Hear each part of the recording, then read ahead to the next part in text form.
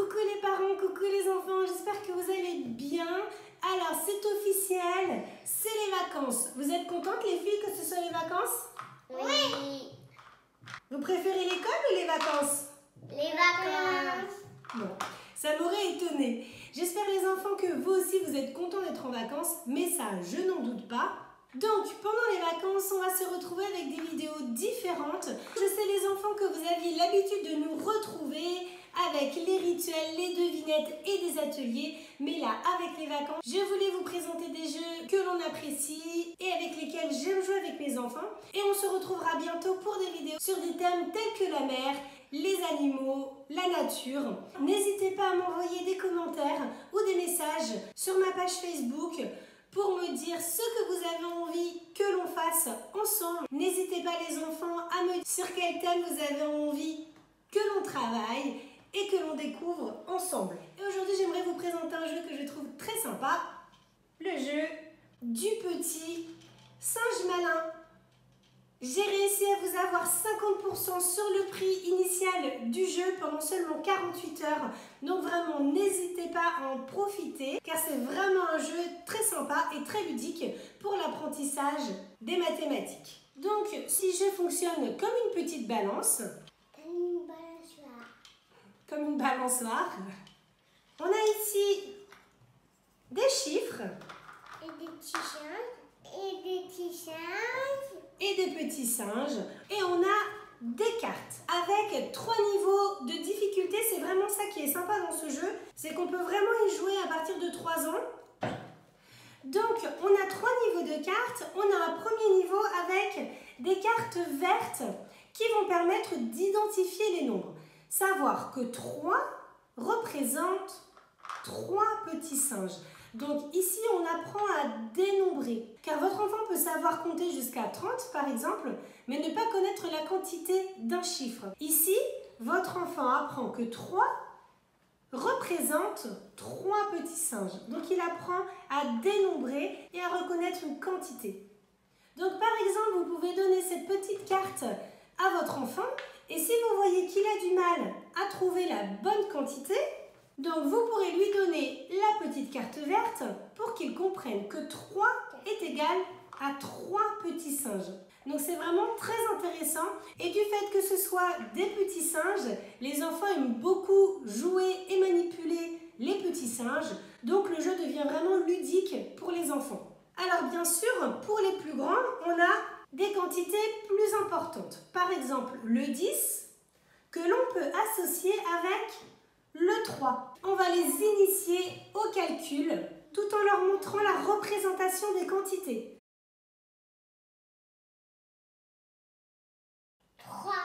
3.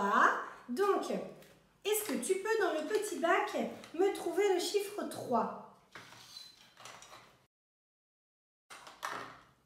Tu le montres?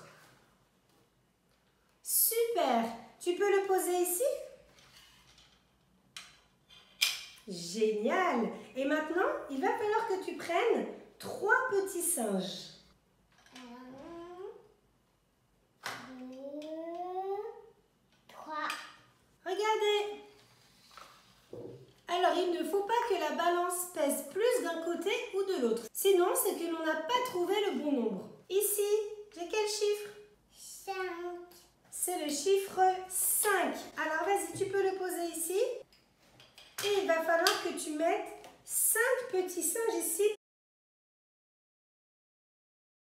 Regarde, là, ça va pas. Tu as mis beaucoup trop de singes. Alors, ce qui est bien avec ce jeu, c'est que si l'enfant se trompe, il peut se rendre compte tout seul de son erreur. Regarde, Jana.